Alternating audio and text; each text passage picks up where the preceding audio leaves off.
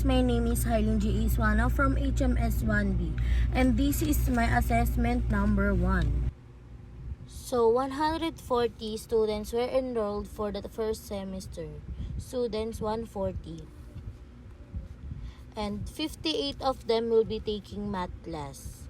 Math is 58.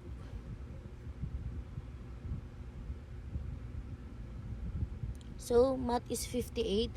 And 60 will be taking up an English. 60 sa English. English is 60. And 53 will be taking up science classes. 53 will be taking up science classes. 10 students sign up for both math and English. Math and English and is 10 students. 8 sign up for both English and science. 8 for English and science. And 12 sign for both math and science. 12 for both math and science. 5 students enrolled in all 3 subjects.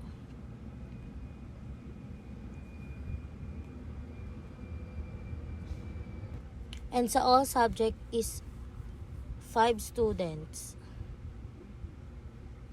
So, procedure na tayo sa next. So, maglalagay muna tayo sa bilog ng math, English. Ang pinaka-last is ilalagay natin sa isang bilog is science. So, sa next procedure na tayo. So, ang gagawin natin is mag-compute na tayo. So, ayun. 5 minus 10 equals 5. 5. Then, ang next natin in English and Science, 8 minus 5 equals 3. Dito natin ilalagay yung 5, siya yung all subject. Ang next naman natin is Math and Science. Math and Science, 12 minus 5 equals 7. So, ang gagawin naman natin is, ito-total natin siya. Ang total natin is 7 plus 5 plus 3. 7 plus 5 plus 3. Wait, lagay muna natin. Science. 7 plus 5 plus 3 equals 15. Then, 15 minus 53 equals, tama. 15 minus 53 equals 3 minus 15 equals 38. 38. Ang next naman natin is math. Math. 5 plus 5 plus 5 plus 7 equals 17. 17 minus 17 minus 58 equals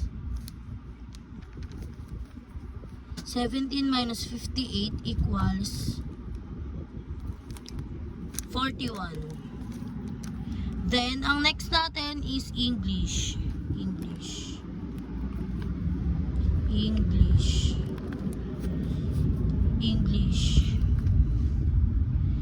5 plus 5 plus 3. 5 plus 5 plus 3 equals 13. 13 minus 60 equals 47. So guys, pasensya na po, naputol kasi naubo ako. So, ilalagay natin is science ay 38.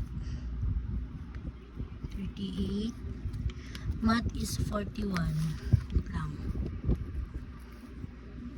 English is 47. So, the question is, how many students were enrolled in math only? Ang nag-enroll lang po sa math is 41. And next naman is, how many students were enrolled in English only? English is 47. And how many students were enrolled in science only? Science is 38. And the last question is, how many students will not be taking up any of the 3 subject? So, ang gagawin natin is 140 lang. Wait lang. So, ang gagawin natin is ipagpa-plus natin to. 38 plus 41 plus 47 equals 126. 140 minus 126. Total nito is 126. 140 students minus 126 equals 14 students. So, ang gagawin natin is ipagpa-plus. So, ayun guys, napag-plus ko na siya eh. So, 38 plus 41 plus 47 equals 126. So, ang gagawin natin, 146 minus 126 students is equal to 14. Ang hindi nag-take is 14. And this is my presentation for assessment number 1. Thank you, sir.